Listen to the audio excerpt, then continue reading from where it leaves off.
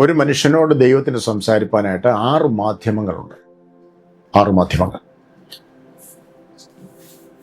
ചിലപ്പോൾ ചില പ്രസംഗങ്ങളൊക്കെ ദീർഘമണിക്കൂറുകൾ കേട്ട ശേഷം ചില ആളുകൾ ഇങ്ങനെ ഇതെല്ലാം 2 മണിക്കൂറൊക്കെ കേട്ടു, അല്ലെ 1 മണിക്കൂറൊക്കെ കേട്ട ശേഷം പല സ്ഥലത്തും ചില ചോദ്യമുണ്ട്, എന്നോട് ദൂത് വല്ലതും ഉണ്ടായിരുന്നു.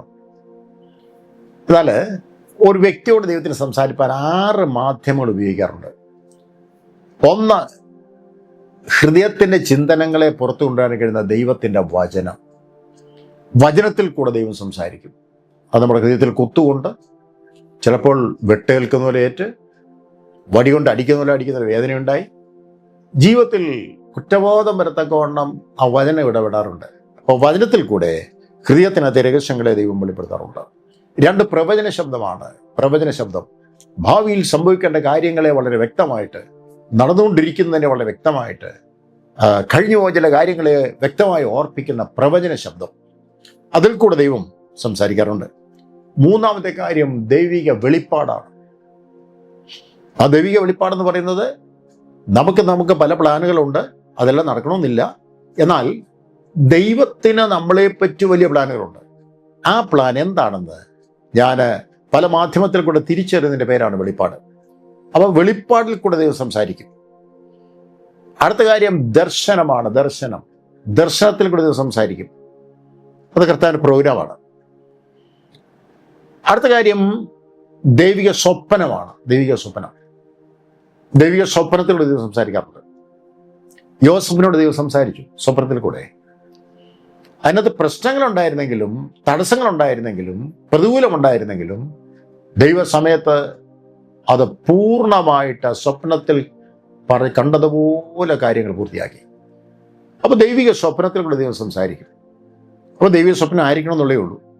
ഈ സഭാപ്രസംഗം 5 ഇങ്ങനെ വായിക്കുന്നുണ്ട്, കഷ്ടപ്പാടിൻ്റെ ആധിക്യത്താൽ സ്വപ്നവും എഴുതിയിട്ടുണ്ട്. കഷ്ടപ്പാടിൻ്റെ ആധിക്യത്വം കൊണ്ട് സ്വപ്നം കാണാറുണ്ട്. അത് കാര്യമല്ല ഞാനിവിടെ പറയുന്നത്. രാവിലെ 3 കഴിക്കാനൊത്തില്ല, ഉച്ചയ്ക്കും കഴിക്കാനൊത്തില്ല, വൈകിട്ടും കഴിക്കാനൊത്തില്ല.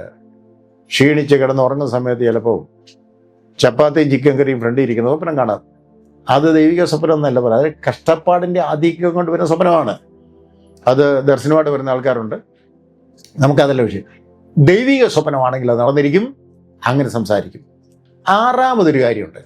6-മത്തെ കാര്യം എന്ന് പറയുന്നത് സംഭവങ്ങളിൽ കൂടെ ദൈവം സംസാരിക്കും. ഈ 6 മാധ്യമങ്ങളാണ് ദൈവം ഒരു വ്യക്തിയോട് സംസാരിക്കാൻ ഉപയോഗിക്കുന്നത്. സംഭവങ്ങളിൽ കൂടെ സംസാരിക്കും. നിന്റെ അയൽവക്കത്തൊരു സംഭവം ഉണ്ടായപ്പോൾ ആ സംഭവത്തിനകത്ത് സൂക്ഷിച്ചു നോക്കിയാൽ അതിനകത്ത് നിന്നോടൊരു ദൂതുണ്ട്. നമ്മുടെ വീട്ടിനകത്തൊരു സംഭവം ഉണ്ടായപ്പോൾ വളരെ ശ്രദ്ധിച്ചാൽ അതിനകത്ത് നമ്മളോട് ദൈവത്തിന് പറയാനൊരു ദൂതുണ്ട്, ദൈവാത്മാവിനെ ഓർപ്പിക്കാൻ ദൂതുണ്ട്. അപ്പോൾ സംഭവങ്ങളിൽ കൂടെ ദൈവം സംസാരിക്കാറുണ്ട്. ഇവിടെ ഇന്ന് നമ്മൾ ചിന്തിക്കുന്നത് ഒരു സംഭവത്തിൽ കൂടെ ദൈവം സംസാരിച്ച ദൂതിനെ പറ്റിയാണ്. മത്തായിയുടെ സുവിശേഷം 14-ാമത്തെ അധ്യായത്തിൽ അതിൻ്റെ 13ഉം 14ഉം വാക്യം നോക്കിയാൽ അത് കേട്ടിട്ട് യേശു അവിടം വിട്ട് പടകിൽ കയറി നിർജ്ജനമായൊരു സ്ഥലത്തേക്ക് വേറിട്ട് വാങ്ങിപ്പോയി. പുരുഷാരം അത് കേട്ടു. പട്ടണങ്ങളിൽ നിന്ന് കാൽനടയായി അവൻ്റെ പിന്നാലെ ചെന്നു. അവൻ വന്ന് വലിയ പുരുഷാരത്തെ കണ്ട് അവരിൽ മനസ്സലിഞ്ഞ് അവർ രോഗികളെ സൗഖ്യമാക്കി. ഇവിടെ ആ വാക്യത്തിൻ്റെ തുടക്കം അത് കേട്ടിട്ട് ഒരു സംഭവത്തിൽ കൂടെ ദൈവം സംസാരിക്കും. അതിനകത്തൊരു ദൂതുണ്ട്. അപ്പം ഇവിടെ യേശു കേട്ട ഒരു കാര്യമുണ്ട്. സമയം പോലെ നിങ്ങൾ നോക്കിക്കോളൂ. അതിൻ്റെ മുകളിലത്തെ വാക്യങ്ങളിൽ സംഭവത്തെ പറ്റി പറയുന്നുണ്ട്. യോഹന്നാന്റെ ശിഷ്യന്മാർ വന്ന് നോക്കുമ്പോൾ യോഹന്നാന്റെ തല ഛേദിക്കപ്പെട്ടവനായിട്ട് കിടക്കും. ശിഷ്യന്മാർ വളരെ ദുഃഖത്തോടുകൂടെ ആ ബോഡി മറവ് ചെയ്ത ശേഷം ആ വാർത്ത യേശുവിനെ ഒന്ന് അറിയിച്ചു. ദുഃഖകരമായൊരു വാർത്തയാണ്. അറിയിച്ചു. യേശു അത് കേട്ടു. അത് കേട്ടിട്ട് യേശു ഒരു തീരുമാനമെടുത്തു. എൻ്റെ ദൈവമക്കളെ, നീ ചിലത് കേൾക്കുമ്പോൾ, ചില സംഭവങ്ങളെ പറ്റി നീ കേൾക്കുമ്പോൾ, ഇന്നലെ വരെ ഇല്ലാത്തൊരു തീരുമാനം ഇന്നെടുക്കത്തക്കവണ്ണം അതിലൊരു ദൂതുണ്ടാവും. യേശു ഒരു തീരുമാനമെടുത്തു. എന്താണെന്നറിയാമോ? ഇനി ഞാൻ ഇവിടെ നിൽക്കുന്നില്ല, അവിടം വിട്ടുപോവുകയാണ്. യേശു തിരഞ്ഞെടുത്തൊരു സ്ഥലമെന്ന് പറയുന്നത് അവിടെ വിട്ട് പടകിൽ കയറി നിർജ്ജനമായൊരു സ്ഥലത്തേക്ക് വേറിട്ട് വാങ്ങിപ്പോയി. അവിടുത്തെ പ്രധാന വാക്ക് നിർജ്ജന സ്ഥലമെന്നാണ്, അഥവാ മരുഭൂമി. സാധാരണക്കാർ തിരഞ്ഞെടുക്കാത്തൊരു സ്ഥലം ഈ സംഭവത്തിന് മുൻപിൽ എൻ്റെ യേശു തിരഞ്ഞെടുത്തു. പ്രിയരെ, ചിലപ്പോൾ ചില പ്രത്യേക സന്ദർഭത്തിൽ ചില സംഭവങ്ങളുടെ മുമ്പിൽ ഇതിൻ്റെ കംഫോർട്ട് സോൺ ഇളക്കിക്കൊണ്ട് ദൈവം തമ്പുരാൻ നിന്നെ അവിടെ നിന്ന് മാറ്റാറുണ്ട്, പുറപ്പെടുവിക്കാറുണ്ട്. ഇവിടെ യേശു തിരഞ്ഞെടുത്ത സ്ഥലം സാധാരണക്കാർ തിരഞ്ഞെടുക്കാത്ത സ്ഥലമാണ്, മരുഭൂമി. 3 പ്രധാനപ്പെട്ട വാക്കുകൾ നമുക്ക് ബൈബിൾ പഠിക്കുമ്പോൾ ഇതിനെ കാണാൻ പറ്റും. ഒന്ന്, ഐസൊലേറ്റഡ് പ്ലേസ് എന്നാണ്, പുതിയപ്പെട്ടൊരു അനുഭവം. എന്ന് പറഞ്ഞാൽ ഏലിയാവ് അഹാബിന്റെ കൊട്ടാരത്തിൽ പ്രവചിച്ച പ്രവചനം ഞാൻ പറഞ്ഞിട്ടല്ലാതെ ഇനി ഇവിടെ മഞ്ഞും മഴ ഉണ്ടാവില്ല. അതിനുശേഷം പിന്നെ ഏലിയാവിനെ കാണുന്നത് കെരിത്തോറിന്റെ കരയിൽ വേർപെട്ടിരിക്കുകയാണ്. ഒരു 3.5 വർഷക്കാലം തന്നെ ഒറ്റ ശുശ്രൂഷയെ പിന്നെ ചെയ്തുള്ള പ്രാർത്ഥനയായിരുന്നു. യാക്കോബിന്റെ 5-ാം അധ്യായത്തിന്റെ 17-ാം വാക്യത്തിൽ അത് കാണും. അങ്ങനെ ആ 3.5 വർഷത്തെ പ്രാർത്ഥനയ്ക്കകത്തുണ്ടായ പ്രത്യേകത പറയുന്നത് അദ്ദേഹത്തെ പിന്നെ വെളിയിൽ ആരും കാണുന്നില്ല, വേറൊരു ശുശ്രൂഷയും ചെയ്യുന്നില്ല. താൻ പ്രവാചന, പക്ഷെ ഇപ്പൊ പ്രാർത്ഥിക്കാതെ ആ ഒറ്റ ശുശ്രൂഷയുള്ളത്. അപ്പോ പലരുടെ അഭിപ്രായങ്ങൾ പറയും, അന്ന് പ്രവചിച്ചിട്ട് പോയ ആളിനെ പിന്നെ കണ്ടിട്ടേ ഇല്ല. ചിലർ പറയും ആള് തീർന്നാ തോന്നുന്നത്, പല അഭിപ്രായങ്ങളൊക്കെ പറയും. പക്ഷെ അദ്ദേഹം ദൈവത്തിൽ പ്രാർത്ഥിക്കുക, മഴ പെയ്യാതിരിക്കേണ്ടതിനെ യഹോവയോട് അപേക്ഷിച്ചു 3.5 വർഷം. ആ സന്ദർഭം എന്ന് പറയുന്നത് പലതും പറയുമ്പോഴും ആ പ്രവാചകന്റെ ആ സന്ദർഭം എന്ന് പറയുന്നത് ഒരു പൊതിയപ്പെട്ട അനുഭവമാണ്. ആരും തന്നെ അറിയുന്നില്ല, ആരും തന്നെ മനസ്സിലാക്കുന്നില്ല. അങ്ങനെ പൊതിയപ്പെട്ട അനുഭവമാണ്. അതാണ് ഐസൊലേറ്റഡ് പ്ലേസ്. ഡെസേർട്ട് പ്ലേസ് എന്നാണ്, അങ്ങേയറ്റം കണ്ടുപിടിക്കാൻ വയ്യാത്ത മരുഭൂമി. നമ്മുടെ ജീവിതാനുഭവത്തിൽ ചിലപ്പോൾ ചില വിഷയങ്ങളുടെ മുമ്പിൽ അങ്ങേയറ്റം ഒന്നും കണ്ടുപിടിക്കാൻ മേലാതെ ഇതെവിടെ ചെന്ന് അവസാനിക്കും, ഇതെന്തായി തീരും, ഇതെങ്ങനെ തീർക്കും എന്നൊക്കെ ചിന്തിച്ച് ഭാരപ്പെട്ടിരിക്കുമ്പോൾ അങ്ങനെയുള്ള വ്യക്തികളോടൊരു സന്ദേശം ഞാൻ പറയാം. നിനക്കിതിൻ്റെയൊക്കെ അവസാനം കാണാൻ ദൈവം ഒരു വഴി ഒരുക്കി വെച്ചിട്ടുണ്ട്. 3-ാമത്തെ വാക്ക് അല്പവും കൂടെ കട്ടിയായ വാക്ക് ലോൺലി പ്ലേസ്, ഒറ്റപ്പെട്ടു പോയ അനുഭവം, ഒറ്റപ്പെടുത്തിയ അനുഭവം. ഈ രണ്ടും വലിയ പ്രശ്നമാണ്, ഒറ്റപ്പെടുത്തിയതും ഒറ്റപ്പെട്ടതും. അവിടെ മരുഭൂമിയെ പറ്റി പറയുന്നത് ആ ഒരു അനുഭവത്തിലാണ്. എന്നാൽ അവിടെ എല്ലാം പ്രശ്നം പരിഹരിക്കുന്ന നമ്മുടെ ഒരു നല്ലൊരു കർത്താവുണ്ട്. ഈ 3 വാക്കുകളാണ് യഥാർത്ഥമായിട്ടും നമുക്കിവിടെ കാണുവാൻ കഴിയുന്നത്. മരുഭൂമിയുടെ അവസ്ഥ അതാണ്. എൻ്റെ കർത്താവ് ഒരു വാക്കിൻ്റെ മുമ്പിൽ അവിടം വിട്ടിട്ട് താന് മരുഭൂമി, നിർജ്ജന പ്രദേശം താന് അവിടെ തിരഞ്ഞെടുത്തു എന്നാണ് വായിക്കുന്നത്. വേറെ പലതും ഉണ്ടായിരുന്നു, എന്നാൽ അങ്ങോട്ടൊന്നും പോകാതെ ഒരു നിയോഗത്തിൽ താന് ആ സംഭവത്തിന് മുൻപിൽ താനത് തിരഞ്ഞെടുത്തു എന്ന് വായിക്കുന്നു. ഈ മരുഭൂമിയുടെ ഒരു പ്രത്യേകത, ഇവിടെ എന്താ ഉള്ളത്? ഈ തെരഞ്ഞെടുപ്പിൽ എന്താ ഉള്ളത്? യിരെമ്യാപ്രവചനം 2-ാം അധ്യായത്തിൻ്റെ 6-ാമത്തെ വാക്യം നോക്കിയാൽ അവിടെ ഇങ്ങനെ രേഖപ്പെടുത്തിയിരിക്കുന്നു: ഞങ്ങളെ മിസ്രയീം ദേശത്ത് നിന്ന് പുറപ്പെടുവിച്ച് പാഴ്നിലവും കുഴികളുമുള്ള ദേശം. അപ്പോൾ 2 കാര്യങ്ങൾ നോക്കിയേ. പാഴ്നിലമുണ്ട് അവിടെ. പാഴ്നിലം എന്ന് പറഞ്ഞാൽ അതിൻ്റെ അർത്ഥം ഇതാണ്, ഇനി ഇതൊന്നും നടക്കത്തില്ല, ഇവിടെ ഒന്നും ഉണ്ടാകത്തില്ല, ഇനി ഇതൊന്നും സംഭവിക്കത്തില്ല. പാഴ്നിലം, ഒന്നിനും കൊള്ളത്തില്ല. ചില പേരൻസ് കുഞ്ഞുങ്ങളെ നോക്കിക്കൊണ്ട് ഇങ്ങനെ പറയുന്നത് കേട്ടിട്ടുണ്ട്, ഇവൻ ഈ ഒരിക്കലും നന്നാകുന്ന ലക്ഷണമില്ല. അപ്പോൾ ആ പേരൻസിന് ആ കുഞ്ഞുങ്ങൾ പാഴുന്നില്ലമാണ്, ഓർത്തോണം. ചില ദൂതുകൾ കേട്ടിട്ട് കുറേ നാൾ പ്രാർത്ഥിച്ചിട്ട് സമയത്ത് അവരുടെ സമയത്ത് നടക്കാൻ വരുമ്പോൾ പിന്നെ ആ പ്രാർത്ഥന നിർത്തിവെക്കാറുണ്ട്. ഇത് ദൈവീതമായിരിക്കത്തില്ലെന്ന് പറയുന്നവരുണ്ട്. അവർക്ക് ആ ദൂത് പാഴുന്നില്ല കേട്ടോ. ചില പാസ്റ്റേഴ്സ് ഇങ്ങനെ കുറച്ച് ദിവസം ശുശ്രൂഷിച്ച് കഴിഞ്ഞ ശേഷം പറയുമോ ഇനി ഇവിടെ ആത്മാക്കളൊന്നും ഉണ്ടാകാൻ പോകുന്നില്ല എന്ന് പറയുമ്പോൾ ആ ദേശം, ആ ചർച്ച അവർക്ക് പാഴ്നിലമാണ്. അപ്പോൾ എന്ന് ദൈവം പറഞ്ഞറിയാമോ, നിന്റെ പാഴ്നിലത്തെ ഞാൻ ഫലഭൂയിഷ്ടമാക്കും. അപ്പോൾ ദൈവസന്നിധിയിൽ പാഴ്നിലത്തെ ഫലഭൂയിഷ്ടമാക്കുവാൻ ദൈവം വിശ്വസനാണ്. കുഴികളുണ്ട്, മരുഭൂമിയിൽ കുഴികളുണ്ട്. ഇന്ന് നിങ്ങൾ കാണുന്ന കുഴികൾ ഒരു കാറ്റിന് നികന്നിട്ട് കാണാത്ത സ്ഥലത്ത് കുഴികളുണ്ടാവും. എന്നാൽ ഈ വിശ്വാസയാത്രയിൽ ഈ മരുഭൂമിയിൽ ദൈവമക്കൾ ഓർത്തുകൊള്ളണം, നീ കാണാത്ത ചില കുഴികൾ ഈ യാത്രയിലുണ്ടെങ്കിൽ നിന്റെ കാലം അതിൽ വീഴാതെ സൂക്ഷിച്ച ദൈവം എത്ര വിശ്വസനാണ്. അപ്പോൾ ഈ മരുഭൂമിയിൽ കുഴികളുണ്ട്. അടുത്തത് വരൾച്ചയുണ്ട്, കർത്താവ് പറയാണ്, വരണ്ട നിലത്ത് ഞാൻ നീരുറവ് തരാമെന്ന് കർത്താവ് വാക്ക് പറയാണ്. കൂരിരുളുണ്ട്, കർത്താവ് പറയാണ് ഞാൻ നിങ്ങളുടെ വെളിച്ചമാണ്, കൈത്തിരിയാണ്, അവിടെ വെളിച്ചമുണ്ട്. പിന്നെ മനുഷ്യ സഞ്ചാരമോ ആൾപ്പാർപ്പോ ഇല്ലാത്ത സ്ഥലം, ഒരു കാര്യത്തിന് പോയി ആശ്രയിക്കാനോ സഹായിക്കാനോ വേറെ ആരുമില്ല. ഇങ്ങനെയുള്ള ഒരു 6 കൂട്ടം കാര്യങ്ങൾ അവിടെയുണ്ട്. ആവർത്തന പുസ്തകം 8:15 2 കാര്യം കൂടെ കാണും. അഗ്നിസർപ്പവും തേളുമുള്ള സ്ഥലം, ഈ 2. അപ്പൊ ഈ 8 കൂട്ടം ഭീകര സംഭവങ്ങളുള്ള മരുഭൂമിയാണ് എൻ്റെ യേശു സംഭവത്തിന് മുമ്പിൽ തിരഞ്ഞെടുത്തത്. കണ്ടോ, നമ്മൾ പലപ്പോഴും പ്രാർത്ഥിക്കുന്നതും പറയുന്നതൊക്കെ ഈ മരുഭൂമിയൊക്കെ വേണ്ടെന്ന്. എന്നാൽ ഒരിക്കൽ പൗലോസിന്റെ ജീവിതത്തിൽ താന് ഒരു പ്രത്യേക വിഷയത്തിനാണ് താൻ പ്രാർത്ഥിക്കുകയാണ്. താൻ ഇങ്ങനെ പ്രാർത്ഥിച്ചു, കർത്താവേ ഈ ശൂലം ഒന്ന് മാറ്റി തരണേ. 3 പ്രാവശ്യം പ്രാർത്ഥിച്ചു. ആദ്യം മറുപടി ഒന്നും കിട്ടിയില്ല, രണ്ടാമതും കിട്ടിയില്ല, 3ാമത് പ്രാവശ്യം മറുപടി കിട്ടി, എൻ്റെ കൃപ നിനക്ക് മതി. ശൂലം മാറ്റിയെന്നാൽ ഞാൻ വെച്ചത് അതോടെ ഇരിക്കട്ടെ. അതൊന്നും മാറ്റിയതായിട്ട് പറയുന്നില്ല, ഇത്രയും പറഞ്ഞു, എൻ്റെ കൃപ നിനക്ക് മതി. അത് ബലഹീനതയിൽ തികവുള്ളതാണ്. അപ്പോൾ ചില വിഷയങ്ങൾ നമുക്ക് വേണ്ട എന്ന് പറഞ്ഞ് നമ്മൾ ഒഴിഞ്ഞു മാറുമ്പോൾ കർത്താവിന് പറയാനുള്ളത് ഇതാണ്, അതവിടെ ഇരിക്കട്ടെ, അതുള്ളത് നീ അവിടെ നിൽക്കുന്നത് തന്നെ. എന്നാൽ എൻ്റെ കൃപ നിനക്ക് മതി. നിനക്ക് താങ്ങാൻ കഴിയുന്നത് എത്രത്തോളം ഉണ്ടെന്നുള്ളത് നിന്നെക്കാട്ടി നല്ലപോലെ നിന്റെ ദൈവത്തിനറിയാം. ആ ദൈവം നിശ്ചയമായും ആ ദൈവം കൃപ തന്നു കഴിഞ്ഞാൽ നിനക്ക് ഏത് വിഷയത്തെ എന്തായാലും ചെയ്യുവാൻ്റെ ഗുണം പറ്റും. അപ്പോൾ ഇവിടെ ഈ 8 കൂട്ടം ഭീകര സംഭവങ്ങളുള്ള മരുഭൂമി താൻ തിരഞ്ഞെടുത്തെങ്കിൽ അതിലൊന്നിൽ പോലും പരാജയപ്പെട്ടവരുടെ വരാതെ വണ്ണം അവിടെ കാലുകളെ സൂക്ഷിക്കുന്ന ദൈവം. തേള് വിചാരിച്ചാൽ ഒരു 24 മണിക്കൂർ വേദനിപ്പിക്കാം, പക്ഷെ അഗ്നിസർപ്പം കൊല്ലുന്നതാണ്. ഇതൊക്കെ അവിടെ ഉണ്ടായിട്ടും ഒരു സംഭവത്തിന് മുമ്പിൽ, ദൂതന് മുമ്പിൽ സ്ഥലം തിരഞ്ഞെടുത്തു. ദൈവമക്കളെ, ഒരു പക്ഷെങ്കിൽ നിനക്കിഷ്ടമില്ലാത്ത എല്ലാ സ്ഥലമായിരിക്കാം, വഴിയായിരിക്കാം എന്നെനിക്ക് തോന്നും. പക്ഷെ അവിടെ ഒരു വലിയ ദൈവപ്രവൃത്തിയുണ്ട്. സ്തോത്രം. ഇനി മരുഭൂമിയിൽ ഒരു വ്യക്തിയെ ദൈവം കൊണ്ടുവന്നെങ്കിൽ, ഈ സ്ഥിതിയിൽ നിന്നെ കൊണ്ടുവന്നെങ്കിൽ ദൈവത്തിൻ്റെ ഒരു വലിയ ഉദ്ദേശമുണ്ട്.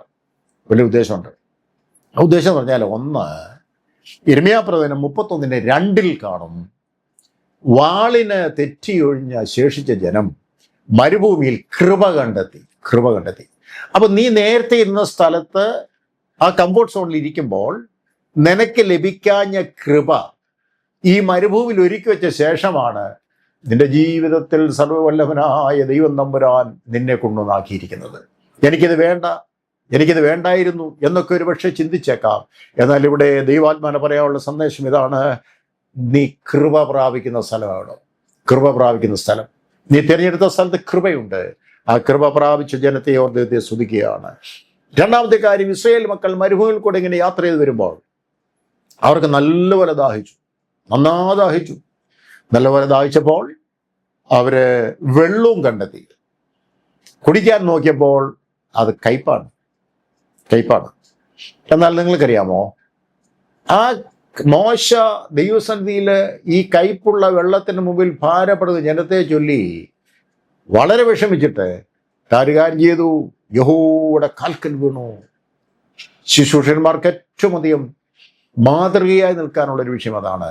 നിനക്ക് മറ്റുള്ളവരോടൊന്നും പറയാൻ വാക്കുകൾ കിട്ടാതിരിക്കുമ്പോൾ യഹോവയുടെ സന്നിധിയിൽ വിളിച്ചവന്റെ കാൽക്കൽ വീഴാമെങ്കിൽ നിശ്ചയമായി ഇതിന് മറുപടി ഉണ്ടാവും. കരയുന്ന മോശയെ കൊണ്ട് യഹോവ നിലവിളിച്ച മോശ ചോദിച്ചു, എന്താ സംഭവം? ഈ വെള്ളം കയ്പാണ്. ഉടനെ ദൈവം ഒരു ആലോചന പറയുന്നു, ഇതാ മോശ, നീ അങ്ങോട്ട് നോക്കി, നിന്റെ സമീപത്ത് നിൽക്കുന്ന ഒരു വൃക്ഷം നീ കണ്ടോ? ആ വൃക്ഷം ഈ വെള്ളത്തിൽ വന്നാൽ ഇതിന്റെ കയ്പ് മാറും. നിന്റെ കുടുംബ ജീവിതത്തിലെ കയ്പ്, സഭാജീവിതത്തിലെ കയ്പ്, നിന്റെ ജോലി സ്ഥലത്തെ കയ്പ്, ജീവിതത്തിൽ കയ്പേറിയ അനുഭവങ്ങളെ മാറ്റുന്നൊരു വൃക്ഷം മരുഭൂമിയിൽ വെച്ച ശേഷമാണ് തീർച്ചയായിട്ടും നിന്നെ സംഭവത്തിന് മുമ്പിൽ മരുഭൂമിയിൽ കൊണ്ടുവന്നത്. തൽക്കാലം ഓർക്കണം, കയ്പ് മാറ്റുന്നൊരു വൃക്ഷം അവിടെ ഉണ്ട്. ആ വൃക്ഷം നിന്റെ ജീവിതത്തിന്റെ കയ്പേറിയ അനുഭവത്തിൽ നിന്ന് അതിനെ മധുരമാക്കുവാൻ തക്കവണ്ണം മതിയായതാണ്. പൂർണ്ണമായിട്ട് ആ വൃക്ഷം ഈ വെള്ളത്തിൽ വന്നാൽ, അതായത് ആ വൃക്ഷം കർത്താവാണല്ലോ, കർത്താവ് ഇതിനകത്ത് വന്നാൽ കഴിഞ്ഞ കാലങ്ങളിൽ ഇതിൻ്റെ കൈപ്പേറിയിലെ അനുഭവങ്ങളെ മധുരമാക്കി മാറ്റുവാൻ ദൈവം തമ്പുരാൻ വിശ്വസ്തനാണ്. ആവർത്തന 8:12 മുതൽ 16 വാക്യങ്ങൾ കാണും. ഒരു നന്മ മരുഭൂമിയിൽ ഒരുക്കി വെച്ച ശേഷമാണ് ദൈവം തമ്പുരാൻ സംഭവത്തിൽ കൂടെ ഇവിടെ കൊണ്ടുവന്നത്. നന്മ നന്മയെന്ന് പറയുമ്പോൾ അത് വലിയ ലിസ്റ്റാണ്. നിന്റെ വീട്, നിന്റെ തലമുറ, നിന്റെ ഭാര്യ, നിന്റെ ജോലി, നിന്റെ വാഹനങ്ങൾ, നിന്റെ വസ്തുവകൾ, ഇതെല്ലാം നന്മയ്ക്കകത്തുപെട്ട കാര്യങ്ങളാണ്. അപ്പോൾ ദൈവത്തെ സേവിക്കാൻ ഇറങ്ങിയ ദൈവമക്കളെ, ഒരു സംഭവത്തിന് മുമ്പിൽ തീരുമാനമെടുത്തുകൊണ്ട് നീ തിരഞ്ഞെടുത്ത സ്ഥലം, ആ സ്ഥലത്ത് ദൈവം തമ്പുരാൻ നന്മ നിനക്ക് ഒരുക്കി വെച്ചിട്ടുണ്ട്. നന്മ ഒരുക്കി വെച്ച ശേഷമാണ് ഈ മരുഭൂമിയിലേക്ക് ദൈവം തമ്പുരാൻ കൊണ്ടുവന്നത്. അങ്ങനെയാണെങ്കിൽ ഓർക്കുക, വെറുതെ അല്ല ദൈവം നിന്നെ മരുഭൂമിയിൽ കൊണ്ടുവന്നിരിക്കുന്നത്. ഒരു ദൈവിക പ്രവൃത്തി വെളിപ്പെടുത്തുവാൻ വേണ്ടി, ഇന്നലെ വരെ അനുഭവിക്കാത്ത ചില നന്മകൾ കൂടെ നിന്നെ കടത്താൻ വേണ്ടിയാണ് നിത്യനായ ദൈവം തമ്പുരാൻ സംഭവത്തിൽ കൂടെ നിന്നെ അടർത്തിയെടുത്ത് ഇവിടെ കൊണ്ടുവന്നിരിക്കുന്നത്. അതുകൊണ്ട് അത് വേണ്ട എന്ന് പറയണ്ട, അത് തള്ളിക്കളയണ്ട. ദൈവത്തിൻ്റെ ഹിതമെന്ന് മനസ്സിലാക്കിക്കൊണ്ട് ദൈവത്തിന് മഹത്വം കൊടുക്കണം. ഇനി ദൈവം ഒരു ചെറിയ കാര്യം തന്നാലും വലിയ കാര്യം തന്നാലും അത് ഏറ്റവും നല്ലതേ തരത്തുള്ളൂ, ഏറ്റവും ബെസ്റ്റ്, മേത്തരമായത് അതേ തരത്തുള്ളൂ. ഒരിക്കലും ഈ ദൈവമക്കൾ, ഇസ്രായേൽ മക്കൾ, അവർക്ക് മിസ്രൈമിൽ താമസിച്ചപ്പോൾ ഒരു 6 കൂട്ടം ആഹാരത്തിൻ്റെ പേര് അവർക്കറിയാമായിരുന്നു. 6 കൂട്ടം ആഹാരത്തിൻ്റെ പേര് അറിയാമായിരുന്നു. അവരത് കഴിച്ചിട്ടുണ്ട്, അത് കഴിക്കാൻ അറിയാം അവർക്ക്. പക്ഷെ മരുഭൂമിയിൽ വന്നു കഴിഞ്ഞപ്പോൾ മോശയോട് അവർ ചോദിച്ചൊരു ചോദ്യമുണ്ട്. ഞങ്ങൾ വില കൂടാതെ ഞങ്ങൾക്ക് കിട്ടിയിരിക്കുന്ന ഈ 6 കൂട്ടം ആഹാരം ഞങ്ങളവിടെ കഴിച്ചുകൊണ്ടിരുന്നവരാ, ഇവിടെ എന്താ ഉള്ളത്? അവർ മോശയുടെ നേരെ പിറുപിറുക്കാൻ തുടങ്ങി. ഉടനെ മോശ ഒരു കാര്യം ചെയ്തു. ഇവരോട് മറുപടിയായിട്ട് ഒരു കാര്യമില്ല, പറയാനൊക്കത്തുമില്ല, വാക്കുകളുമില്ല. അവൻ യഹോവയുടെ സന്നിധിയിൽ വിളിച്ചവൻ്റെ കാൽക്കൽ വീണ് കരയാൻ തുടങ്ങി. ഈ ചില വിഷയങ്ങൾ പ്രാർത്ഥിക്കാൻ പോലും നമുക്ക് വാക്കുകൾ കിട്ടാതെ വരുമ്പോൾ, പ്രാർത്ഥനയേക്കാൾ വെല്ലുന്നൊരു സംഭവമാണ് നിലവിളി.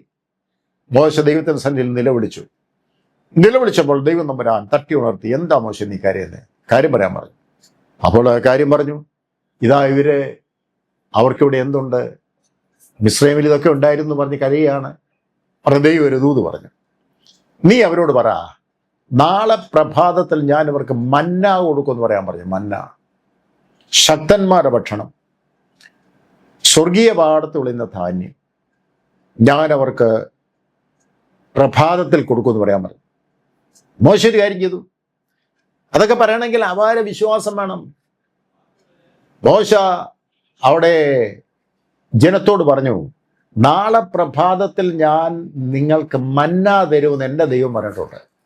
അവിടെ നിങ്ങളുടെ കാര്യം ചെയ്യണം, അത് ഭക്ഷിപ്പാൻ റെഡിയാകണം. ദൈവം ഒരു കാര്യം പറഞ്ഞിട്ട് ചെയ്ത കാര്യങ്ങൾ നോക്കണം. പ്രഭാതത്തിൽ കൊടുക്കുമെന്നാണ് പറഞ്ഞത്. പക്ഷെ ദൈവം അർദ്ധരാത്രിയിലെ മഞ്ഞിൽ പൊതിഞ്ഞ മന്ന പൊഴിച്ചിട്ടു. മഞ്ഞിൽ പൊതിഞ്ഞ മന്ന, കേടുകൂടാതെ സൂക്ഷിക്കുന്ന മന്ന, സ്വർഗീയന്മാർ കഴിക്കേണ്ട ആഹാരം, ശക്തന്മാരുടെ ഭക്ഷണം സ്വർഗത്തിൽ നിന്ന് വർഷിപ്പിച്ചു. അത് ഭൂമിയിൽ സൂക്ഷിക്കാനൊക്കത്തില്ല, സ്വർഗത്തിൽ മാത്രം സൂക്ഷിക്കുന്ന മന്ന, അത് മഞ്ഞിൽ പൊതിഞ്ഞ മന്ന അവർ വർഷിപ്പിച്ചു. അർദ്ധരാത്രിയിലേ പൊഴിച്ചിട്ടിരുന്നു. അപ്പൊ ഇത് മഞ്ഞിൽ പൊതിഞ്ഞ മന്ന, അത് കഴിക്കണതിന് അതിൻ്റെ പിൻപിൽ ഒരു ജോലിയുണ്ട്. ഒന്ന്, നന്നായി രാവിലെ എഴുന്നേക്കണം. 2, ഇതൊരു നേരിയ വസ്തുവാണ്. ആ നേരിയ വസ്തു ആയതുകൊണ്ട് അത് വാരിയെടുക്കാനൊക്കത്തില്ല, പെറുക്കി എടുക്കണം. നല്ല ക്ഷമയുള്ളവനെ കൊണ്ടേ ഈ പണി പറ്റത്തുള്ളൂ. 3-ാമത്തെ കാര്യം, ഇത് പറക്കണമെങ്കിലൊന്ന് കുനിയണം. താഴ്മയില്ലാത്തവൻ ആരും ഇത് പറക്കിയിട്ടില്ല. ഈ മഞ്ഞിൽ പൊതിഞ്ഞ മന്നയുടെ പൊരുളെന്ന് പറയുന്നത് കൃപയിൽ പൊതിഞ്ഞ വചനമാണ്.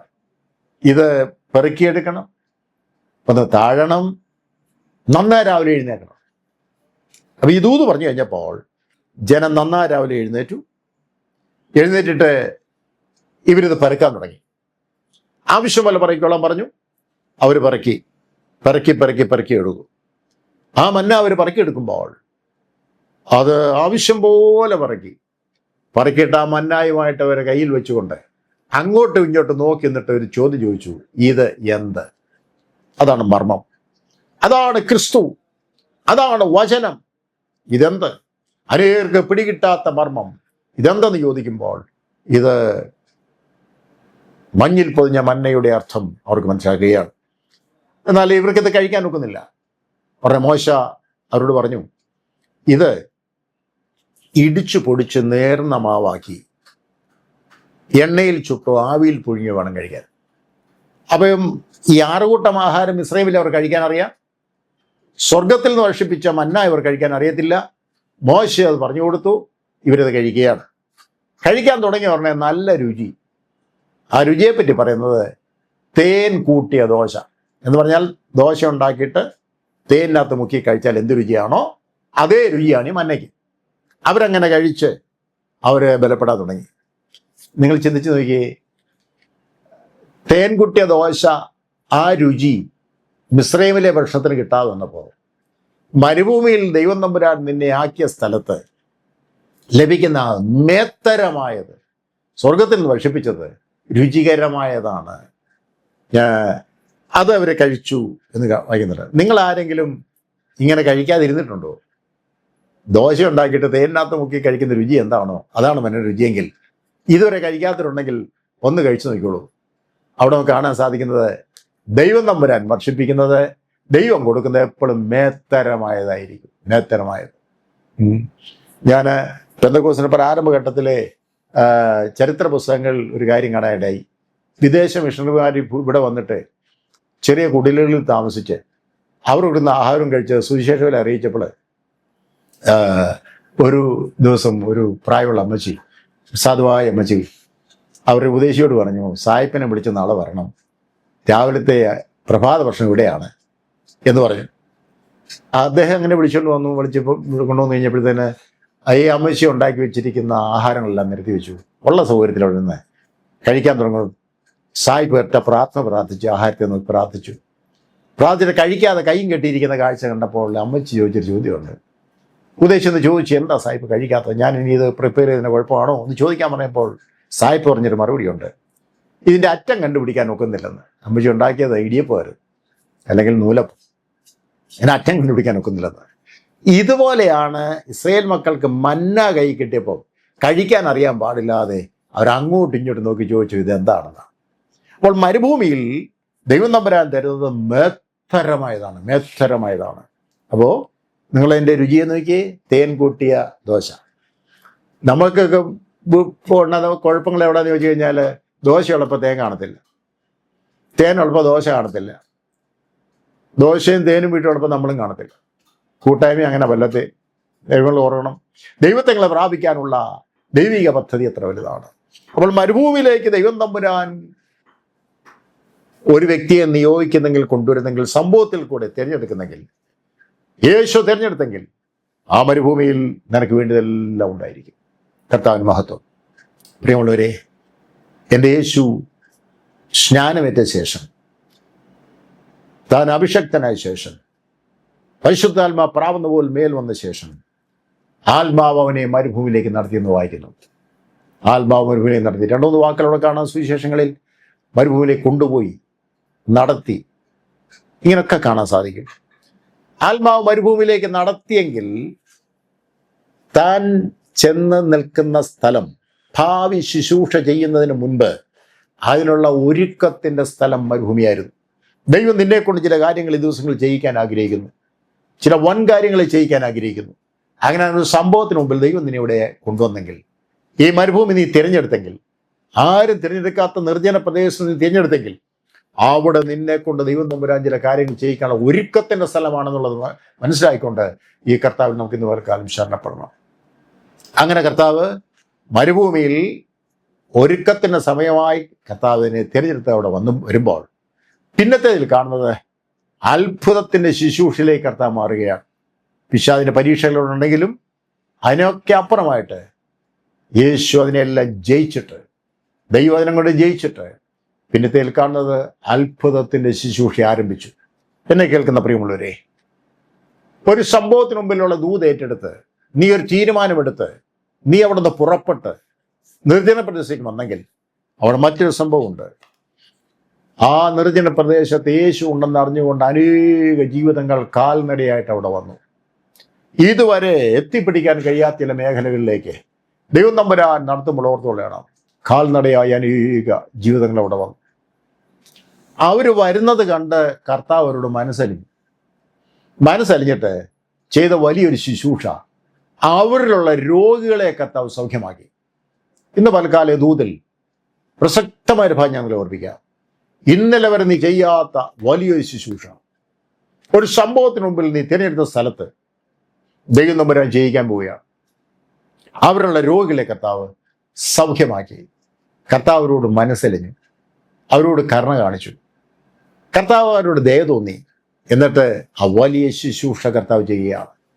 അതിനെങ്കിലും ഓർത്ത് കൊള്ളണം, ഇന്നലെ വരെ ചെയ്യാത്ത ചില കാര്യങ്ങൾ ചെയ്യിക്കാൻ വേണ്ടി ഒരു സംഭവത്തിന് മുമ്പിൽ ചില നഷ്ടമെന്ന് നിനക്ക് തോന്നിയാലും കഷ്ടമെന്ന് തോന്നിയാലും ഇതാരും തിരഞ്ഞെടുക്കാത്തെന്ന് തോന്നിയാലും നീ തിരഞ്ഞെടുക്കുന്നെങ്കിൽ, അതിലേക്ക് നീ വരുന്നെങ്കിൽ, വളരെ വ്യക്തമായിട്ട് ഓർപ്പിക്കാം, ഒരു വലിയ സംഭവത്തിലേക്ക് ദൈവം നിന്നെ മാറ്റാൻ പോവുകയാണ്.